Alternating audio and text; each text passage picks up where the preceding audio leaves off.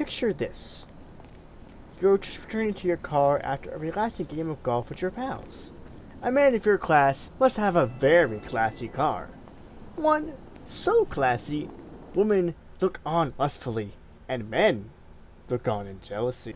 1968 Albany Virgo, for the man who smokes cigars and goes balls deep without any lube. I got me a car, it seats about 20, so come on and bring your shark card money. The Virgo is a pretty big car to flex your wealth.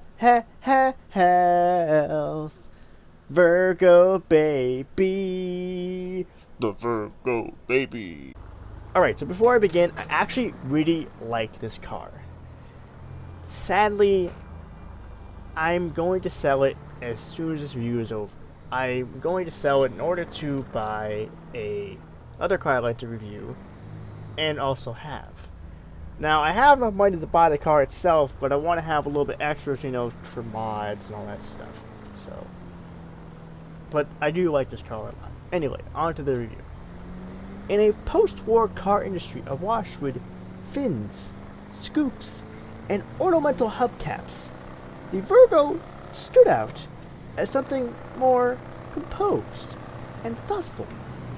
Don't let the rhino horn fittings and onboard minibar and the fact that it handles like a shipping container on shopping cart wheels deceive you.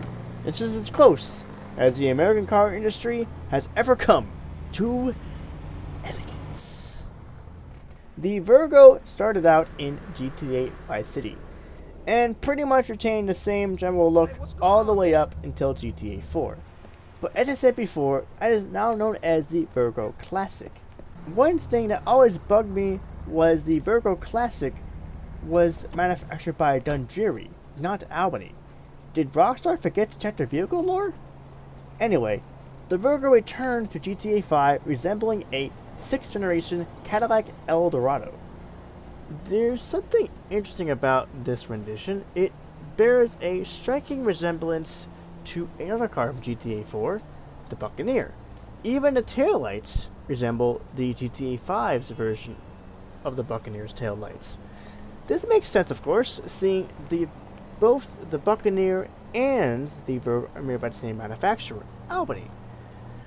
Another thing I'd like to add before I discuss the specs is the Virgo, just like the Emperor, is a very large car. It is not afraid of its size. In fact, I think the Virgo might be a bit bigger than the Emperor. This, of course, like I said, makes sense because, once again, same manufacturer, Albany. According to in-game models and websites, the Virgo is powered by a single overhead cam, that's right, single jingle, 327 cubic inch or 5.3 liter V8, making apparently 360 horsepower. For once, the engine model is correct, and I am so happy. Even though the website clearly states 0 to 60 is 9 seconds, in reality it's actually 6.5. Although the speed is decent, the handling is not. Further emphasizing the shipping container on shopping cart wheels quote from earlier. Now, a couple things I noticed while driving this car. If you add a turbocharger, the turbo itself has a unique blow-off valve sound when you either change gears or let off the gas. I've also noticed the engine sound itself is quite unique. I have yet to hear any other car with it. Even when decelerating after traveling high speeds, you'll often hear a crackling sometimes from the exhaust, which I believe tends to happen with older cars like that. Also, I'm fairly certain I noticed a slush box automatic on the floor when editing this. Sadly, I cannot give you a good look because I've already exported the footage and I really don't feel like making a separate clip just to show you guys. If you really want to see it yourself, go buy one in single player mode and look for yourself. Overall, this car is very interesting and very good looking. A fairly detailed one too, with its own unique quirks. I truly believe that Rockstar put a pretty good effort into this car. rather than the crap they have now with tanks and armored trucks and stuff.